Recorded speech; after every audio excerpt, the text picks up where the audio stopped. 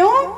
उसमें उसका जो चित्त है, उसकी जो आदतें हैं, उसकी जो वृत्तियां हैं, उसमें वो लिपटा हुआ है और उसी में वो अपने को सुखी मान रहा है, उसी में अपने को दुखी भी मान रहा है। लेकिन दुख से निकलने की विधा पता नहीं है उसको। और विधा अगर पता हो जाए तो बात ही बन जाए। तो विधा पता करने के लिए ही हमको अपने गुरुओं की शरण में जाना पड़ता है। तो अब जो कथाएं आएंगी नी, बड़ी सुंदर कथाएं आएंगी। पंचम स्कंद से हम प्रारंभ होगी कथाएं, और पंचम स्कंद में कथाएं ये हैं कि गृहस्थ आश्रम में रहते हुए ही हम परमात्मा को कैसे पा सकते हैं, परमात्मा में कैसे हम लग सकते हैं। भाई सबको ये लगता है कि अगर कोई साधु संत आसपास दिखे कि ये बहुत सुखी हैं, ये स्वाभाविक सा हो सकता, आ सकता मन में, क्योंकि ये विरक्त है तो ये सुखी होंगे। लेकिन उनके भी कुछ अपने काम होंगे, ये उनको नहीं पता होगा। उनके अपने कार्य होंगे, आपके अपने तरीके के और संतों के अपने तरीके से हैं, सभी के हैं। और परमात्मा भी अपने तरीके से सबका कल्याण कर रहा है। वो भी फ्री नहीं बैठा है, मुक्त वो भी नहीं है। हम सब बांध लेते हैं उसको। आगे कथाओं में श्रवण करेंगे, कहीं वो उखल में बंध जाएगा तो कभी वो रस्सी में बंध जाएगा, वो भी बंधा हुआ है। लेकिन मुक्त होने की कला सिर्फ गुरु ही सिखाता है कि हम सब में रहें और मुक्त भी रहें। ये कला संत को पता होती है, क्योंकि उसकी साधना होती है। यही तो साधना है। तो राजा परीक्षित भी इन्हीं सब विद्याओं को, इन्हीं सब जिज्ञासाओं को, इन्हीं सब अपने समस्याओं को समाधान के लिए गुरु की शरण में गंगा के किनारे दूर करते हैं। आए गुरु भक्ति का एक भजन, तत्पश्चात कथा में प्रवेश। मोहि लागी लगन गुरु चरणन की, मोहि लागी लगन गुरु चरणन की, मोहि लागी लगन गुरु चरणन की, मोहि लागी लगन गुरु चरणन की, मोहि लागी लगन गुरु चरणन की, मोहे लागी लगन गुरु चरणन की, चरणन की गुरु शरणन की, चरणन की गुरु शरणन की, चरणन की गुरु शरणन की, चरणन की गुरु शरणन की,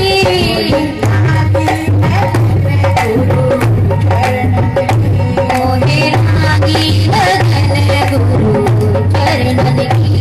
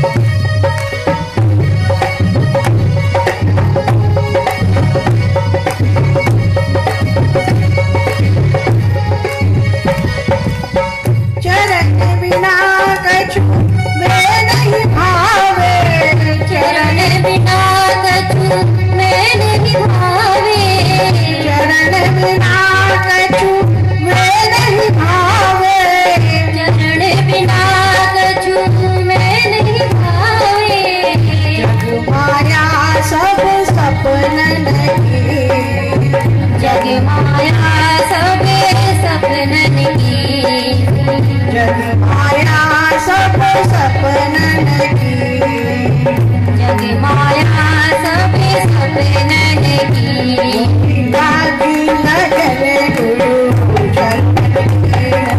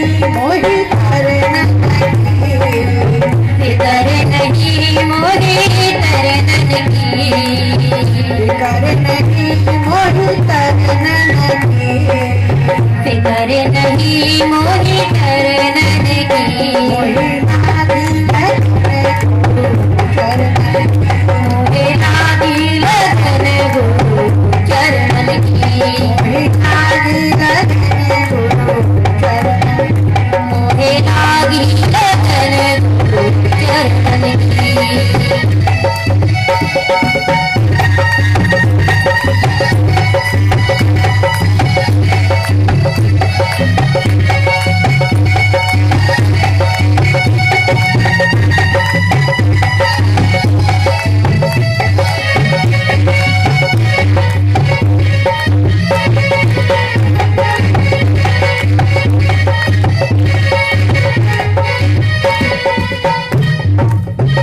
मीरा के प्रभु गिरधर नागर मीरा के प्रभु गिरधर नागर मीरा के प्रभु मीरा के प्रभु मीरा के प्रभु गिरधर नागर मीरा के प्रभु गिरधर नागर आस वही गुरु शरणन की आस वही गुरु शरणन की आस वही गुरु शरणन की आस वही गुरु शरणन की मोहि लागी लगन गुरु चरणन मोहि लागी लगन गुरु चरणन की मोहि लागी लगन गुरु चरणन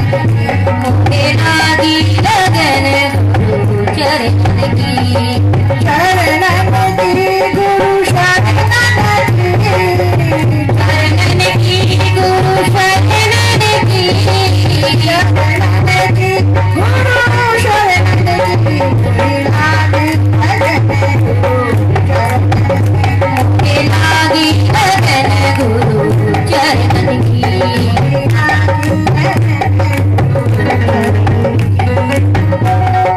लागी लगन गुरु चरणन की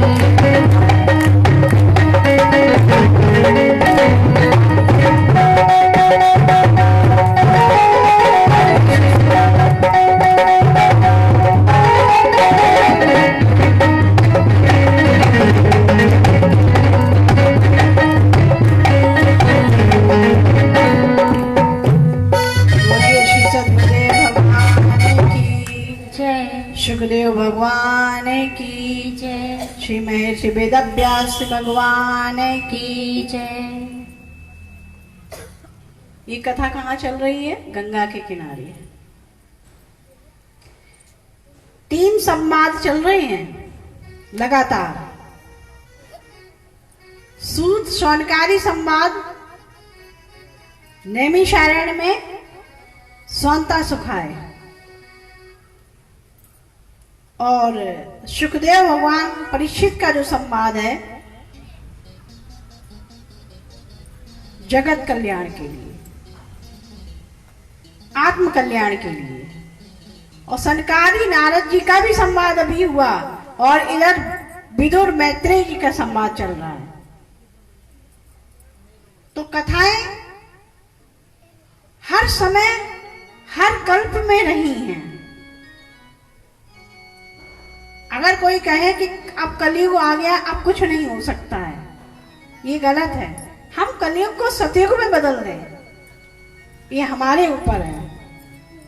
और सतयुग को हम अभी कलयुग में भी बदल सकते हैं, ये भी हमारे ऊपर है। तो मेरी वृत्ति और प्रवृत्ति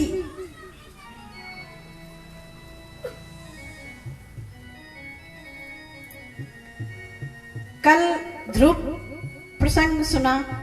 ध्रुव ने 36,000 वर्ष तक अपने शासन को संभाला, पूरी धरती का राज्य किया। इसी के बाद आगे और क्षत्रिय वंश में अग्नि, वै, वेन, अंग, ये सब राजा हुए हैं। वेन कहा जाता बहुत ही निरंकुश राजा था, तो उसका भी उद्धार हुआ। इस तरीके से चतुर्थ स्कंद की कथाएं आज पंचम स्कंद से प्रारंभ करें। बोलो श्रीमद् भागवत महापुराण की जय। पंचम स्कंद में प्रियव्रत की कथा आती है, जो मनु शत्रुपा के पुत्र हैं, प्रियव्रत।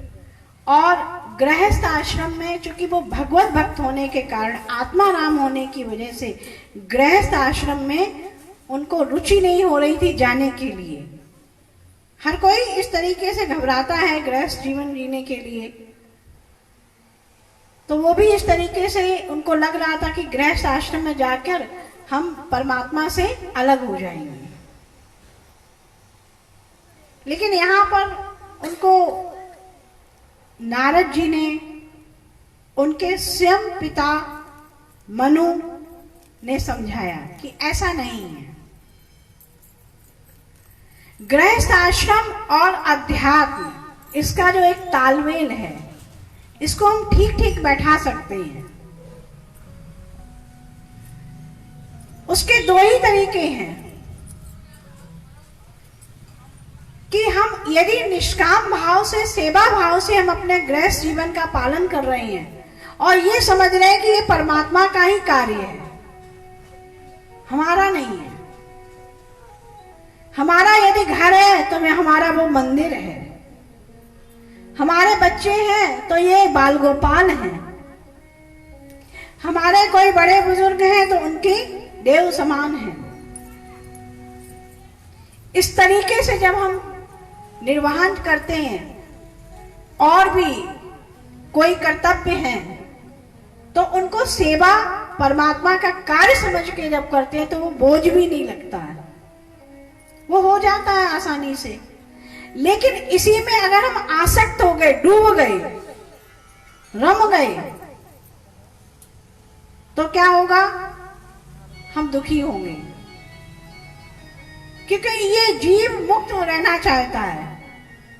एक पक्षी को पिंजरे में बंद कर दो तो वो खुश रहेगा क्या? उसको सुख होगा क्या? और उसको छोड़ दो तो वो आनंद में आकाश में उड़ेगा, उड़ान भरेगा, वो अपनी गति नापेगा। तो ऐसा ही ये जीव जो है ना, इस पिंजरे में बंद है, ये मुक्त होना चाहता है। तो मुक्ति ज्ञान में ही है, और ज्ञान ये नहीं कि हम गृहस्थ में है तो हमें ज्ञान नहीं लेना चाहिए, और यदि गृहस्थ है तो हमें दुखी होकर हमें छोड़ के विरक्त हो जाना चाहिए। ये दोनों बातें समझने वाली है कि अगर हम गृहस्थ जीवन में हैं तो हमें छोड़ देना चाहिए कि ये सब ज्यादा सुखी हैं, ऐसा नहीं, उसमें फंसना नहीं है। कर्तव्य बुद्धि से अपना कार्य करना है, कर्तव्य बुद्धि से बच्चों को भी पालना है, लेकिन एक चिंतन परमात्मा के चरणों में लगाए रहे। मन जो है बहुत चंचल है, इसको पकड़ के रखना पड़ेगा कि मेरा मन किधर जा रहा है, फंस तो नहीं रहा है, विषयासक्त तो नहीं हो रहा है। तो जब हम उस चीज को सही सही समझ जाएंगे तो इसका अभ्यास करते करते में एक समय ऐसा आएगा, उसमें ही आनंद आएगा फिर। तो ये गृहस्थ आश्रम की कथाएं हैं कि राजा, क्योंकि राजा जो हुआ करते थे वो कोई सन्यासी राजा थोड़ी हुआ करते थे कि चलो साधु को राजा बना दिया जाए। राजा जो पहले पृथ्वी पर हुआ करते थे वो क्षत्रिय वंश से हुआ करते थे और राज्य को बाकायदा उनको चलाते थे, शासन करते थे। लेकिन राजा सन्यासी जैसा ही हुआ होता है, ये लिखा है शास्त्रों में। राजा को सन्यासी जैसा होना चाहिए कि उसको कितना लेना है कितना नहीं लेना है, उसका जो जीवन है वो एक सन्यासी जैसा हो।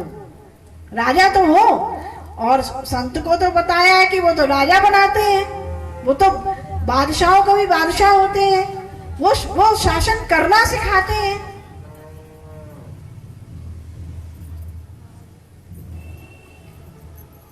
तो इसके लिए सही तरीके से विद्या शिक्षा लेनी चाहिए। इसीलिए पहले जो व्यवस्थाएं थी, गुरुकुलों की व्यवस्थाएं हुआ करती थी, गुरुकुल हुआ करते थे। हर एक गांव में गुरुकुल, 5-5 गुरुकुल हुआ करते थे। अब तो कितनी किलोमीटर पे चले जाओ, कोई गुरुकुल जैसी है ही नहीं व्यवस्था। तो सब व्यवस्थाएं छिन्न भिन्न हो गई ना, इसीलिए तो सब दुखी हैं। पहले एक गांव में संत की कुटिया हुआ करती थी कि भैया कहीं कोई समस्या आई तो हम समाधान के लिए चले जाते थे, अपने मार्गदर्शन के लिए, और जीवन को उसमें राजा भी जाता था। राजा को अगर कोई अपनी समाधान लेना है तो संत के पास जाता था, महापुरुष के पास चरणों में बैठता था और सीखता था। अब पहले संत और सत्ता एक थी, अब नहीं है। और यदि है तो वो बहुत अच्छी बात है, वो अच्छा हो भी रहा है, जहां है वहां अच्छा हो रहा है। तो कहने का आशय यही है कि हम सब कुछ करते हुए राजा के ऊपर बहुत जिम्मेदारी होती है और वो भी विरक्त रह सकता है। तो जो गृहस्थ आश्रम की कथाएं हैं उसमें यही है कि राजा गृहस्थ आश्रम होते हुए भी उन्हें घर छोड़ने की आवश्यकता नहीं है किसी को भी, लेकिन उसमें रहना आ जाए। इस तरीके से प्रिय व्रत की कथा, और प्रिय व्रत का एक अर्थ ये भी है प्रियता का व्रत, कि हम प्रियता का व्रत लें, सबके प्रिय बन के रहें। और हम प्रिय बन के जब रहेंगे तो हम अपने घर में, समाज में, राष्ट्र में, गली मोहल्ले में सबका आदर सम्मान जब देंगे तो पाएंगे। गिव एंड टेक का है, हम जैसी चीज देंगे वैसा ही हम प्राप्त करेंगे। तो ऐसी सुंदर कथाएं। इसी के साथ पृथु जी भी आते हैं। पृथु जी का अवतार हुआ। पृथ्वी, मां पृथ्वी ने एक बार समस्त बंजर भूमि हो गई और उसके जो धन धान्य थे, जो भी उसकी औषधियां थी, अन्न, जो भी रत्न, पृथ्वी से जो भी प्राप्त उनको होता है, उसने अपने गर्भ में छिपा ली। इससे पूरी प्रजा दुखी होने लगी, त्राह त्राह हो गया, त्राह त्राह मच गई। तब पृथु भगवान का प्राकट्य हुआ। पृथु भगवान ने पृथ्वी से कहा कि हे वसुदेव त्वां वदिष्यामि, तू मेरी आज्ञा का उल्लंघन कर रही है और तूने अपने भाग को तो लिया ही है, देवताओं के भाग को भी छिपा के रख लिया अपने गर्भ में, क्योंकि पृथ्वी से ही तो सब कुछ मिलता है। और पृथ्वी अगर हमें कुछ ना दे, जहां पे बंजर भूमि हो जाए तो वहां का कितना नुकसान रहता है उन जीव लोगों का। कल्पना करो, जहां जल ना हो। तो कहा कि समस्त देवताओं के जो भाग तुम ले लेती हो, लेकिन उसके बदले में तुम मुझे अन्न नहीं देती हो, जिससे प्रजा दुखी हो रही है, इसलिए मैं तुम्हें दंड देना उचित समझता हूं। तो पृथ्वी मां घबराई, कांपी कि ये परमात्मा का ही अवतार है, इनका आदेश हुआ, इन्होंने हमसे कुछ कहा है। तो कहा कि हे भगवान, आप साक्षात परम पुरुष हैं तथा आपकी माया में अनेक प्रकार के शरीर धारण करके आप गुणमय जान पड़ते हैं, इसलिए मैं आपको बार बार नमस्कार करती हूँ, प्रणाम करती हूँ, और आप जैसा कहेंगे वैसा ही हम करेंगे। तो पृथ्वी ने अपनी हठ धर्मिकता को छोड़ करके, भगवान पृथु ने उस पृथ्वी को, बंजर जो भूमि थी, उसको प्लेन समतल बनाया और वहां पे स्वयं उन्होंने परिश्रम करके उसको धन धान्य किया। तब से महाराजा पृथु जो भगवान हुए, उनका अवतार माना गया 24 अवतारों में, के नाम से पृथ्वी पड़ा। से पृथ्वी का नाम पृथ्वी हुआ। बोले पृथ्वी महाराज की जय। हरे राम राम राम हरे हरे, हरे राम हरे रामा राम राम हरे हरे, हरे राम राम हरे हरे, हरे राम राम राम राम राम हरे हरे, हरे राम राम हरे हरे, हरे राम हरे राम राम राम हरे हरे, हरे कृष्ण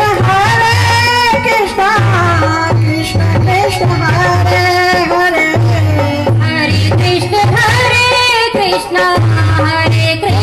हरे हरे, हरे राम राम हरे हरे, हरे राम राम राम हरे हरे, हरे कृष्ण कृष्ण कृष्ण हरे हरे, हरे कृष्ण कृष्ण कृष्ण हरे हरे। श्री कृष्ण भगवान की जय। पंचम स्कंद में ही राजा अग्निद हुए, नाभि हुए, और नाभि के कोई संतान नहीं थी, तो संतान के लिए उन्होंने यज्ञ किए और यज्ञ से ऋषभ भगवान हुए। ऋषभ भगवान का अवतार हुआ तो उसमें उन्होंने अपने राज्य को भली बात, क्योंकि वो धर्म परायण थे, उनका अवतार ही इसलिए हुआ कि पृथ्वी पर कोई भी व्यक्ति अयोग्य ना रहे, शिक्षित रहे। और ऋषि जो ऋषभ देव भगवान के 100 पुत्र हुए और 100 पुत्रों में उन्होंने 100 पुत्रों को शिक्षा दी, जो सप्त सदी कहलाती है। बड़ा सुंदर अपने पुत्रों को उपदेश करते हैं, क्योंकि उनका मानना है कि हमारी युवा जो संस्कृति किसी सभ्यता से अपरिपूर्ण ना रहे, शिक्षित होने चाहिए। बड़े सुंदर सुंदर उपदेश हैं श्रीमद् भागवत में। धैर्य रखने की उन्होंने दी कि धैर्य हमें रखना चाहिए। कोई भी विषम परिस्थिति आए, कोई ऐसी प्रतिकूल परिस्थिति आए, उसमें धैर्य रखना चाहिए, धैर्य से सुलझाना चाहिए, धीरज, उतावलापन नहीं।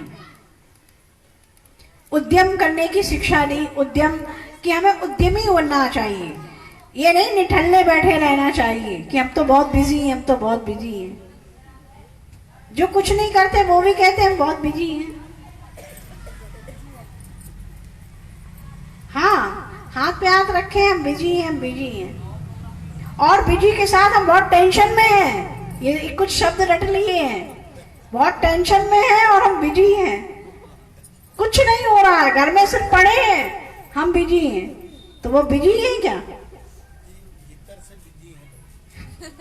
अस्त व्यस्त है वो, मन से वो अस्त व्यस्त है, इसलिए वो कहते हैं बिजी है। तो क्या बताया शिक्षा दी? उद्यम, कि हमको परिश्रमी होना चाहिए, परिश्रम, मेहनत, मेहनत। अरे भैया हम लोगों को भी मेहनत करनी पड़ती है, नहीं तो भजन करो क्या करना है अपने को। लेकिन कहा जाता नहीं हिमालय पे और वहां जाके भजन वजन करने की जरूरत नहीं, यही संसार में करो काम। भाई वहां बैठे रहोगे, तपस्या करते रहोगे, भजन करते रहोगे, उससे क्या है? अपना ही कल्याण करोगे, अपना भी करो औरों का भी करते रहो, तो बिजी बने रहो। और भक्ति की शिक्षा दी, शक्ति की शिक्षा दी, शक्ति भी अर्जित करनी चाहिए मन से, तन से, तन हमारा सौष्ठव सुंदर होना, सौंदर्य होना। सौंदर्य करता है ये नहीं कि पार्लर में बैठे रहे, ये नहीं, ये सब गलत अर्थ लगा लेते हैं कि आप दीदी ने बताया सुंदर होना तो चलो सब लोग पार्लर में चलते हैं, ये नहीं। शौच, बाहर भीतर की शौच, पवित्रता, शुचिता। रोज मांजो अपने को, रोज मंजन करो। दांत का मंजन होता है, ऐसे ही अपने अंदर का मंजन कि आज हमने कितना गलत सोचा, किसके लिए गलत सोचा, किसको हमने गाली दी, किसकी हमने निंदा करी। तो इसमें समय नहीं बर्बाद करना चाहिए। और तृष्णा का त्याग, तृष्णा का त्याग। हमको बहुत अधिक तृष्णा नहीं रखनी चाहिए। ये भी मिल जाए, ये भी मिल जाए, ये भी मिल जाए, ये भी हो जाए, ये भी मिल जाए, सब मिल जाए, और सब मिलने चक्कर में कुछ नहीं मिलता है फिर, और कोरे हाथ बैठे हैं और कहते भैया हम बिजी हैं, और टेंशन में भी है। ये टेंशन शब्द बहुत बोलते हैं लोग, और अपने ही कारणों से टेंशन में है, कर कुछ ही नहीं रहे किसी का भी।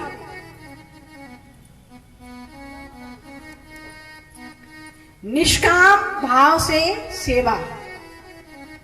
अगर हमें किसी की सेवा वृत्ति में जाना है या करते हैं, किसी का कुछ करना है, तो निष्काम भाव, ये ना रखो बदले की भावना कि ये हमें बदले में क्या देगा। मान लो हमने किसी को भोजन करा दिया तो इसके बदले में हमें क्या लाभ होने वाला है, ये ना सोचो। अरे करा दिया, मेरे पास था तो हमने करा दिया, अब उससे बदला क्या लेना चाहोगे। ये जो बहुत बारीक सूत्र होते हैं ना, ये हमारे भीतर की कमियां हैं। ये भागवत जी में उपदेश किए गए हैं, उन्होंने अपने पुत्रों को उपदेश दिए हैं, क्योंकि ये भीतर की कमियां हैं जो दिख नहीं रही। ओढ़ पोढ़ के लिबास में हम लिपटे बैठे हैं, सुंदर कपड़े पहन लिए बस हम सुंदर दिख रहे, नहीं, भीतर तो बहुत मैल भरा है। सारा खेल तो भीतर का ही है। और भी बहुत सुंदर सुंदर उपदेश दिए अपने पुत्रों को। कहा नायम देहो देह भाजाम न लोके कष्टान कामान रते विभुजामये तपो दिव्यम पुत्र कायेन सत्वम शुद्ध दये ब्रह्म सौख्यम तनंतम। कहा पुत्रों, इस मृत्यु लोक में ये जो मनुष्य का शरीर है दुख में विषय भोग प्राप्त करने के लिए नहीं है। क्या करने के लिए है? क्योंकि विषय भोग विष्ठा खाने के लिए तो सूकर भी बने हुए हैं, कुत्ते भी हैं, गली गली में मुंह मार रहे हैं।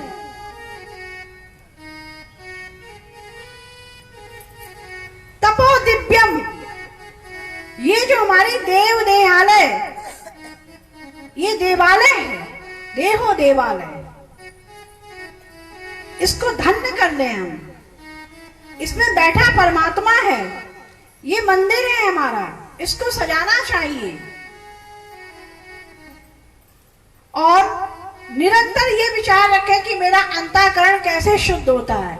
यदि किसी की सेवा करने की इच्छा है, शारीरिक सेवा करें, मन से किसी की सेवा करें। अगर शरीर से हम सेवा नहीं कर सकते हैं तो मन से किसी की सेवा करें। मन की सेवा में यह भी आता है कि हम किसी के बारे में बुरा सोचें भी ना। भाई किसने अधिकार दिया आप उस किसी के बारे में बुरा सोचने की? क्यों सोच रहे हो आप? ये तो आप पाप कर रहे हो ना अपने लिए। तो अंतःकरण की शुद्धि, और जब मेरा अंतःकरण होगा शुद्ध तो ब्रह्मानंद की प्राप्ति होगी। देखो, एक होता है जगदानंद, विषयानंद। ये क्या होता है? जगत में आनंद लेने के लिए हम विषयानंद में जाते हैं, विषय का भोग करते हैं। किससे भोग करेंगे? इसी से तो करेंगे। इन्हीं आंखों से करेंगे, इन्हीं कानों से करेंगे, इन्हीं त्वचा से स्पर्श करेंगे, इन्हीं से हम चखेंगे अच्छा बुरा। और पता तो होता है कि हम गलत कर रहे हैं, ये बिल्कुल नहीं हम कह सकते कि हमें पता नहीं होता है, पता सब होता है, लेकिन फिर भी हम कर रहे होते हैं क्योंकि उन विषयों का आनंद मिल गया आपको, विषयानंद, जगदानंद। और एक शब्द है ब्रह्मानंद, ब्रह्माकार वृत्ति, कि मेरी वृत्ति ब्रह्माकार हो जाए, ब्रह्म के आकार की हो जाए। परमात्मा के चिंतन में जब हम निरंतर रहेंगे, निष्काम भाव सेवा से रहेंगे, तो ब्रह्माकार वृत्ति होगी। सिया राम मैं सब जग जानी, करो प्रणाम जोर मुझ पानी। ऐसी वृत्ति। और कहा कि देखो बालकों, महत सेवा द्वार माहुर विमुक्ते। महत सेवा, महत सेवा, जो महात्मा लोग हैं, जो ज्ञानी महापुरुष हैं, संत महापुरुष हैं, उनकी सेवा से ही हमें फल प्राप्त होता है। अब देखो उनकी सेवा में क्या है, उनकी सेवा में ये नहीं कि हम जबरदस्ती उनको भोजन करा दे तो बस वो मेरी सेवा हो गई, ये नहीं, ये भूल जाओ। जबरदस्ती का नाम सेवा नहीं है, कि उनकी इच्छा भी नहीं है फिर भी जबरदस्ती लो हम तो सेवा करनी है। सेवा का अर्थ है इच्छानुकूल, उनको कब क्या आवश्यकता है, किसको कब आवश्यकता है, वो कार्य करना सेवा है। और हम खड़े हो जाएं उस समय, सेवा का अर्थ यही तो है कि हम मनमुखी काम करना, मन से कुछ भी कर लो ना। कोई आपके दरबारे पे आ जाए और दीनहीन दिखे तो उसको निश्चित तौर पे आप भोजन दें, वस्त्र दें, उसकी मदद करें। आप अगर संपन्न है धन से सेवा करें, ये सेवा होती है। दीन दुखियों की सेवा करें। कोई चलता फुरता आपको दिख रहा है, उसको अगर आपकी आत्मा ने आवाज दे दी कि नहीं इसकी तरफ मुझे देखना है, इसकी हमें कुछ करना है, बिल्कुल ना सोचे, तुरंत कर दें। ये सेवा, चलते फिरते सेवा। सेवा का अर्थ ये नहीं है, सेवा का भी, इसीलिए तो कथाओं में बैठोगे तब समझोगे क्या है, दूर दूर रहोगे तो कुछ नहीं जानोगे। तो सेवा बताया कि हे पुत्रों, महापुरुषों की सेवा। और कौन महापुरुष? जो समचित्त हैं, परम शांत हैं, जो और क्रोधहीन हैं, जो कभी क्रोध नहीं जानते हो और सबका हित चिंतन करते हैं, सबके कल्याण का भाव रखते हैं। ऐसे महापुरुष वीतराग, उनकी सेवा करनी है, क्योंकि उनकी सेवा से क्या होता है, हमको फल प्राप्ति होती है, मेरे पुण्य उदय होते हैं। और जब मेरे पुण्य उदय होंगे तो मेरे अंदर धर्म की वृत्ति बनेगी, अच्छे अच्छे कार्य करने की वृत्ति बन जाएगी, सत्कर्म करने की। तो ये जो मेरे हाथ है ना, ये परमात्मा की ये समस्त जो देह हमारा है, तो हमें ये आ जाएगा कि हम क्या देखें, किसका दर्शन करें, किसका नहीं करें। तो ये देह की सिद्धि हो जाएगी।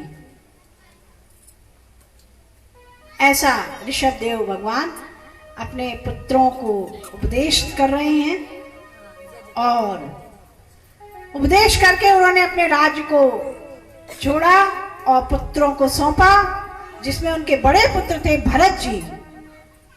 और भरत के नाम से ही अजनाब खंड था, पहले ये भारत का नाम अजनाब खंड था, और जब पुत्र भरत को दिया तो फिर भारत पड़ गया। ऐसे देखो बदलता चला गया सिस्टम। भारतवर्ष, पृथ्वी अभी आपने सुना पृथु जी से, अब भारतवर्ष, भरत हुए। और इधर ऋषभ देव अपने दिगंबर भाव में, उन्हें अपने देह का भी भान नहीं, दक्षिण की ओर जाकर के अपना देह को त्याग किया, बताया जाता है कि वो तो इतने किलोमीटर दूर से उनके मल से इतनी सुगंध आती थी, इतने किलोमीटर दूर से लोग बता देते थे कि ये कोई ऐसी सुगंध आ रही है। तो वो तो परमात्मा थे। बोली ऋषभदेव भगवान की। और इसकी दृष्टि हम ऐसे भी समझेंगे कि जो कोई सज्जन महापुरुष होते हैं, संत महापुरुष होते, सच में उनके चरणों में बैठ के शांति मिलती है और समाधान होता है। एक अलग प्रकार का ऑरा होता है, एक अलग प्रकार की ऊर्जा होती है, एक अलग प्रकार का उनका ऑरा मंडल होता है कि जिससे सच में हमारी जो हम नकारात्मक विचारधारा के होते हैं उससे हम सकारात्मक होते हैं और शांत होते हैं। फिर हम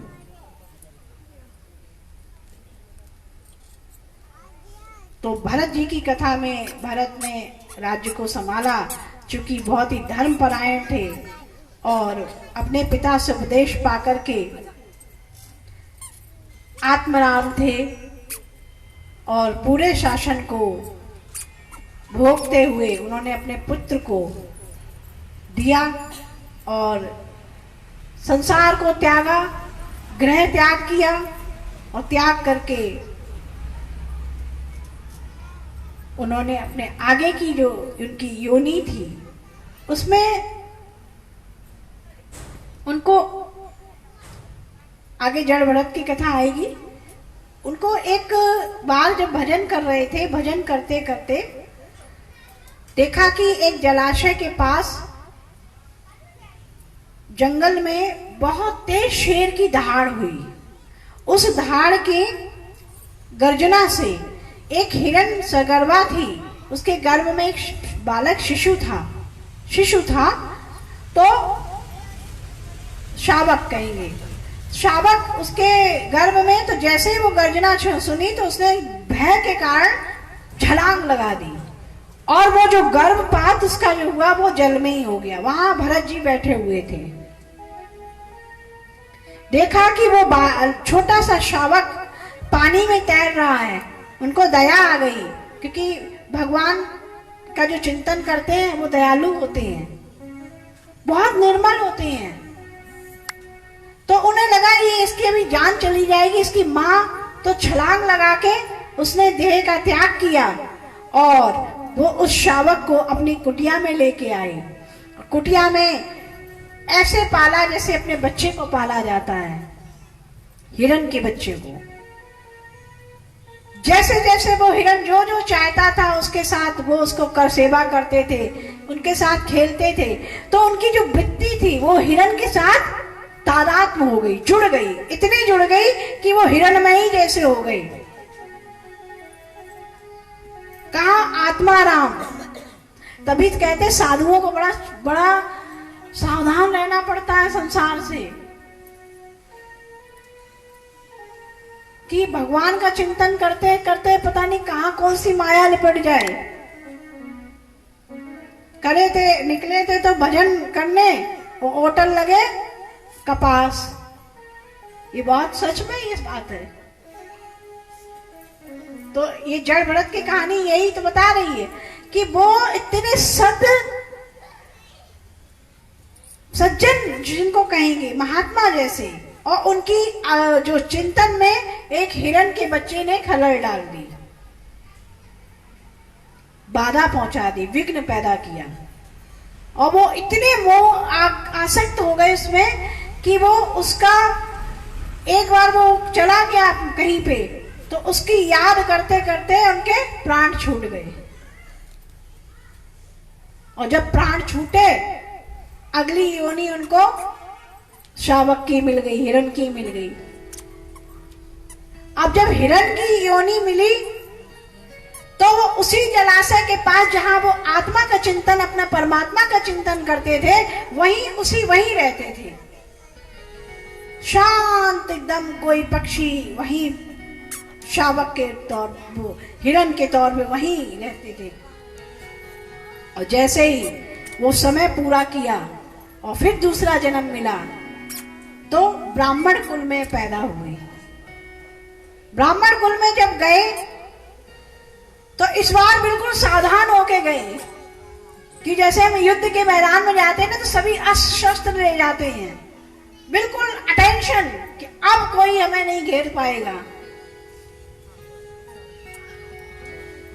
ब्राह्मण पुत्र होने के नाते पिताजी ने कहा कि ये बालक है, परंपरा के हिसाब से इसको हम गायत्री मंत्र का पाठ करा के सिखा देते ताकि ये अपने जीवन का पार्जन करता रहेगा, अर्जन करता है, जीविका अर्जन करता रहेगा। तो पिताजी ने ब्राह्मण होने के नाते गायत्री मंत्र रटाना प्रारंभ किया। तो उन्होंने मन ही मन सोच लिया, अगर मैंने गायत्री मंत्र रट लिया तो पिताजी मुझे पुरोहित गिरी में लगा देंगे, तो बिल्कुल जड़ बने रहो, बुद्धू बने रहो। बुद्धू रहने में फायदा है। और देखो सही बात भी है। एक बार गुरुदेव भी हमारे कह रहे थे, ज्यादा ज्ञानी बनने में भी कठिनाई है, तो बुद्धू भी रहना चाहिए, मूर्ख बन के रहो कि हमें कुछ आता ही नहीं। इसमें फायदा है।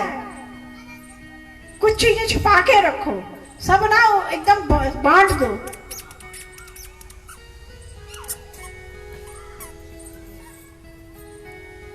तो महापुरुष जो बहुत बड़े उच्च कोटि के सिद्ध होते हैं ना, जो वो सब अपनी शक्तियां छुपा के रखते हैं, और मूर्ख ऐसे बुद्धू जैसे दिखेंगे, होते नहीं है।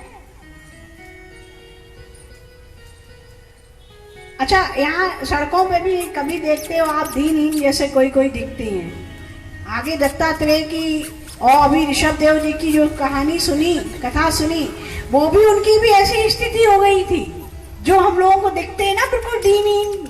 हरिद्वार के क्षेत्र में हम और भी वो पता नहीं किस स्वरूप में होते हैं। तो इसीलिए किसी का अपमान नहीं करना चाहिए। तो यहाँ पर जब पिताजी ने बहुत प्रयास किया तो सीखा नहीं कुछ भी। पिताजी तो चले गए। इसके बाद अपने घर में भैया भाभी के यहाँ रहने लगे, और बड़े हुए जैसे जैसे तो भाभीयों ने कहा कि ये तो हट्टा कट्टा है, ये तो कुछ करता ही नहीं है, इसका बोझ और हम लाद रहे हैं, तो इससे कहो कि ये कुछ खेतों में जाके कुछ काम करे, कुछ हाथ बटाए तुम लोग तुम्हारा। तो भाइयों ने कहा कि बात तो सच है, ये पड़ा पड़ा खाता रहता है, कि तुम चला करो खेतों में, मेरे साथ काम करो, चलो मेरा हाथ बटाओ और अच्छा होगा। तो उन्होंने कहा कि ठीक है भाई, जैसा आप कह रहे हो ठीक है। तो आगे उन्होंने खेतों की उनकी ड्यूटी लगा दी गई, और वहां खेतों में जो पशु आते थे उनको पूरी फसल चल लेने देते थे। जो पक्षी आती थी और पक्षियों को चुनने मिलने देते थे, पूरी फसल नष्ट। इधर भाई लोग परेशान कि ये तो सच में जड़ है, इससे कुछ भी कहो और ये उल्टा करता है। तो अतः उनको घर से भी निष्कासित कर दिया गया। कौन रखेगा जड़ों को, मूर्खों को कौन रखता है। तो घर से उन्हें निष्कासित जब किया गया तब उनको चैन आया कि अब ठीक है, अब मुक्त है, अब मुझे समय मिला है भजन करने का सही। तो इधर अपने आत्मा परमात्मा के चिंतन, चुके उन्हें पुरानी यादें भी थी, क्योंकि उनका इस तरीके से परंपरा में चले, उनके पिताजी भगवान के स्वरूप में थे, वो शिक्षा भी उनको थी। तो यहाँ चिंतन करते करते एक बार एक राजा, सौवीर देश का राजा रावगढ़ निकल रहा था अपनी पालकी लेकर के, और पालकी वो लेकर के जैसे ही वो निकला, उसमें से जो कहार थे, 4 कहार थे, उसमें एक कहार बीमार हो गया। अब राजा ने कहा कि एक बीमार हो गया तो कोई देखो इधर, क्योंकि राजा था, आदेश कर सकता था, कोई भी दिखे उसको लगा लो पालकी में। तो जड़ भरत ही दिख गई। तो जड़ भरत ने जैसे देखा कि कुछ लोग चले आ रहे हो, कह रहे कि चलो वहां पे राजा की पालकी में लगना है, तो वो भी अपने जड़ कैसे, कुछ सोचना नहीं, कुछ विचारना है कि हाँ चलो, वो भी चल दिए। तो यहाँ पर जैसे ही वो पालकी में लगे राजा की, तो राजा की पालकी में जो 3 जो उनके कहार थे वो तो सही सही चल रहे थे, और जो जड़ भरत थे वो जो पृथ्वी पर चींटी और चींटे जो भी उनको जो दिख रहे थे उनको देख देख के अपने पैर को रख रहे थे कि कहीं हमसे चींटी ना मर जाए, कोई हमसे ये कीड़ा ना मर जाए। सब जीव जंतु को बचा बचा कर चलने में तो पालकी का बैलेंस बिगड़ने लगा और राजा की पालकी डगमगाने लगी। और जैसे ही राजा की पालकी डगमगाई राजा क्रोधित हो गया। राजा कहता कि हष्टा पुष्टा ये है, हष्ट पुष्ट, ये नवयुवक, इसको पालकी संभालनी नहीं आती है, इसको चलना भी नहीं आता है। बहुत उल्टा सीधा बोला, लेकिन फिर वो चलते चले गए और चलते चलते कई बार वो डगमगाते रहे। और कई बार, एक बार तो ऐसा हुआ कि राजा की पालकी में सिर ऐसा लगा उसका पूरा दिमाग खुल गया। और यहां तो उसने बिल्कुल ऐसा किया कि जड़ भरत को वो प्रारंभ किया कि इतना अशब्द बोले कि देखने में ये मोटा लगता है, इतना ये खाता है, लेकिन इसे चलना नहीं आ रहा है, इसको दंड देना चाहिए। जब बहुत हद हो गई तब जड़ भरत की उपदेश निकल पड़ा। वो कहने लगे कि ये शरीर तुम्हें मोटा दिख रहा है, पतला दिख रहा है, और अगर भार ढोने की बात तू कह रहा है कि भार मेरा ढो नहीं पा रहा है, तो भार ढोने वाले की बात है। जिसे मार्ग में जाना है वो चलने वाले के लिए है। और देह का जो मोटा पतले की बात तुम कह रहे हो वो तो देह का है, आत्मा का तो नहीं है। क्योंकि राहुगढ़ भी ज्ञान लेने जा रहा था। इस प्रकार की जब उसने ब्रह्म वेदता तत्व जो ज्ञान की बातें जब सुनी, उसका दिमाग ठनक गया कि ये कौन है, और कूद के पालकी से उतरा और प्रणाम किया कि हमें तुम देखने में तो यज्ञों पे भी धारण किए हुए हो, दीनहीन जैसे दिख रहे हो, चेहरे पे तेज दिख रहा है, तो कहीं आप कपिल भगवान तो नहीं हो, कहीं आप धूल दत्तात्रेय तो नहीं हो, मुझे क्षमा कर देना। जब उसने पश्चाताप अपनी गलती पे किया तो यहाँ पर बहुत सुंदर उपदेश करते हैं। कहते हैं कि राजन, तुझे शायद याद नहीं होगा, मैं तेरा गुरु, वो ही हिरन, वो शावक जिसको बचाया था, अपनी कुटिया में पाला था, वो राजा राहुगढ़ था, और जड़ भरत गुरु थे उसमें, जिसको पाल पोषण के बड़ा किया था।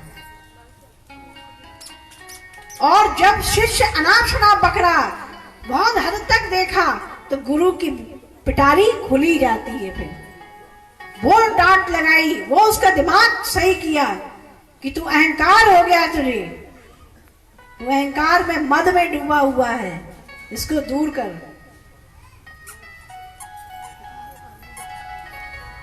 आगे उसने क्षमा याचना की। उसने कहा कि मैं इंद्र के वज्र से नहीं डरता हूं, महादेव के त्रिशूल से नहीं डरता हूं, लेकिन जो ब्राह्मण के कोप से मुझे डर लगता है। वो आप वो ब्राह्मण हो तो मुझे क्षमा कर दें। और वहीं पे वो शरणागत हो गया, उनकी सेवा में आ गया। ऐसे ये जड़ भरत की कथा। श्री राधे राधे गोविंद गोविंद राधे गोविंद गोविंद राधे राधे राधे गोविंद गोविंद राधे राधे राधे गोविंद गोविंद राधे गोविंद राधे गोपाल राधे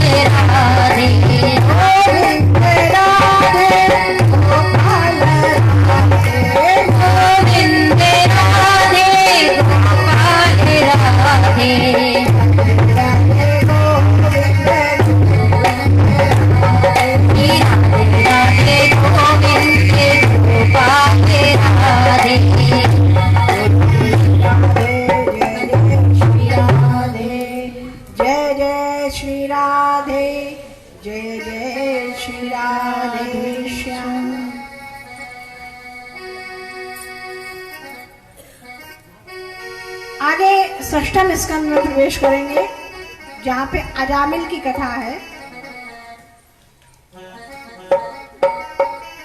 अजामिल षष्ठम स्कंद की जो कथाओं में नाम स्मरण की कथा है कि भगवान के नाम स्मरण, उनकी महिमा, उनका जप करना, उनका तप करने की महिमा क्या है, नाम की क्या महिमा है। तो एक अजामिल था। अजामिल जो कि कानकुब्ज ब्राह्मण होने के ना कान्नौज में रहता था। बहुत ही वेद, उपनिषद, यज्ञादि कर्म, अग्नोत्री आदि कर्म में निष्णात, अपने ब्राह्मण धर्म को पालन करते हुए एक दिन संविधा लेने के लिए जंगल में लकड़ी लेने जाता है। और वहां जब लकड़ी लेने जाता है तो उसमें एक दृश्य देखता है।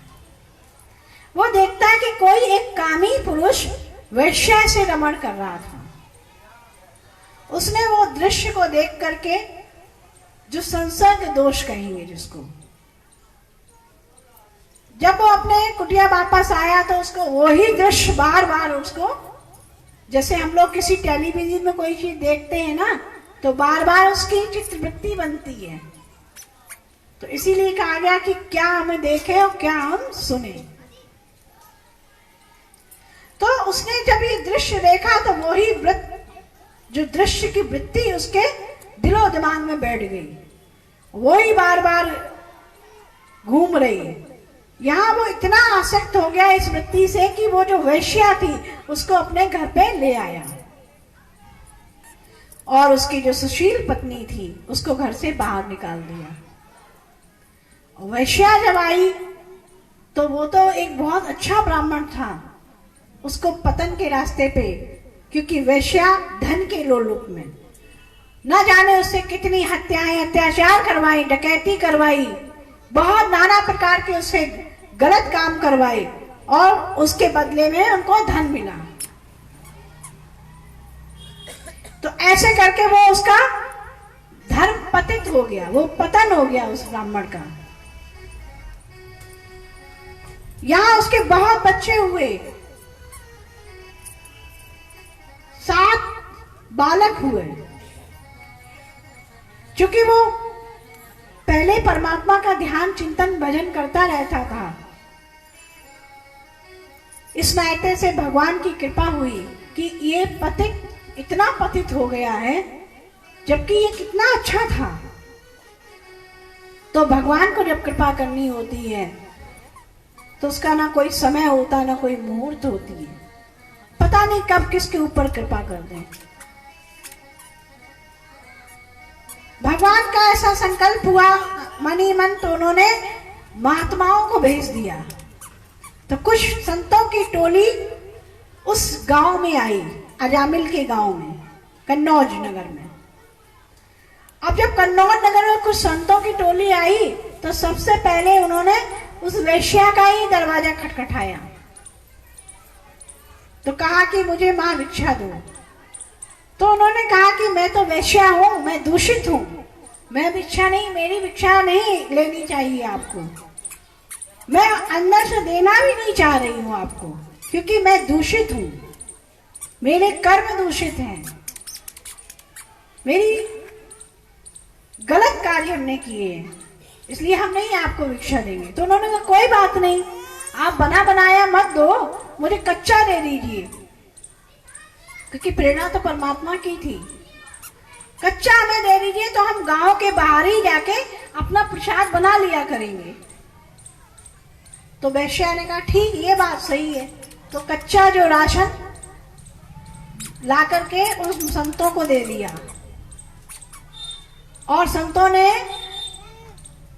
अपना भोजन प्रसादी, वहां भजन चिंतन प्रारंभ गांव में कर दिया। और एक थाली प्रसाद उस अजामिल वेश्या के घर में भी भेज देते थे, जो भी प्रसाद बनाया। देखो, कल भी मैं किसी से चर्चा कर रही थी, मैं बल्कि रोज ही कर रही हूँ कि अन्न का, कि हम क्या खा रहे हैं, मेरी थाली में क्या है, जो मेरी थाली में है वही हम बनने वाले हैं, बिल्कुल वैसे ही हम बनने वाले हैं। अगर आप पिज्जा खा रहे हैं तो पिज्जा जैसे ही बनेंगे, कटलेट खा रहे हैं तो कटलेट जैसे बनेंगे, बर्गर खा रहे हैं तो बर्गर जैसे ही बनेंगे। जो खा रहे हैं वो ही बनने वाले हैं, क्योंकि ये भी एक विज्ञान है। इसमें भी कैसा भोजन होना चाहिए, राजसी, तामसी, सतोगुणी, ये भोजन के प्रकार हैं।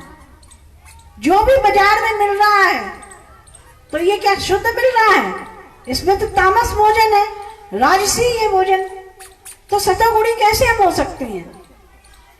अगर वही भोजन हमने अपने घर में शुद्ध बनाया, ठाकुर जी का भोग लगाया उस प्रसाद का, उसमें एक तुलसी दल पड़ा है, तो वो तो प्रसाद बन गया हमारा। जब उस प्रसाद को हम पाएंगे तो मेरी वृत्ति प्रसादमयी बनेगी। तो एक थाली जो प्रसाद अजामिल के घर में आ जाता था, ऐसे कई दिन तक वो संतों का डेरा जमा रहा वहां पे। जब वैश्या की बुद्धि शुद्ध होने लगी, तो जब वैश्या ने देखा कि सच में मुझ में परिवर्तन होने लगा, तो महात्मा लोग समझ गए कि अब मुझे चलना चाहिए, चलने का समय आ गया हमारा। और गए, दरवाजा खटखटाए कि हे माँ, आपके यहाँ से हमने जो भोजन किया है, प्रसाद पाया है, जो उस प्रसाद कि मैं धन्यवाद देने आया हूं, और आपने मेरे उस भजन को सिद्ध किया, अतः हम ये चाहते हैं कि हमसे कोई, आप मुझे कोई दक्षिणा दें। मैं ये चाहता हूं। भैया संतों की कुछ दक्षिणा भी लगती है। दक्षिणा का अर्थ यही नहीं कि धन दे देना। और जो सच्चा संत होगा वो कभी धन वृत्ति में नहीं जाएगा, वो तुम्हारे अवगुण लेगा, तुम्हारे दुर्गुण छीनेगा। जो भी तुम्हारे अंदर जो दुर्गुण है वही उनकी दक्षिणा होगी। तो यहां पर कहा कि मुझे दक्षिणा चाहिए। अजामिल ने सुना कि मुझे दक्षिणा चाहिए, इतने दिन हमने तुम्हें भोजन दिया, ये कम है क्या? और उसने उठाई अपनी डंडे, क्योंकि डाकू तो बन ही चुका था, भागो यहां से।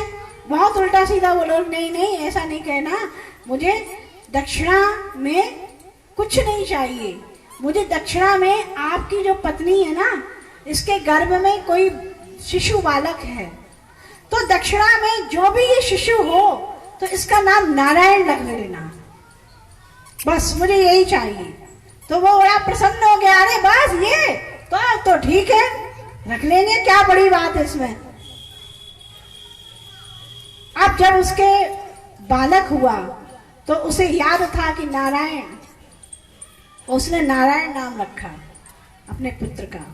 और चूंकि वो छोटा बालक था, उसमें इतनी आसक्ति थी, छोटे बालक होने से प्रेम भी अधिक था, तो हर समय वो नारायण नारायण, कोई भी कार्य करना, नारायण ऐसा कर दो, नारायण वैसा कर दो, नारायण यहाँ आओ, नारायण वहां चलो मेरे साथ, हर समय नारायण नारायण नारायण। 24 घंटे में कम से कम 100 बार तो वो नारायण नारायण बोलता था। अब देखो परमात्मा की योजना क्या होती है, हमको पता नहीं होता है। अब यहाँ वो नारायण नारायण बोल रहा है। जब उसका मृत्यु का समय आया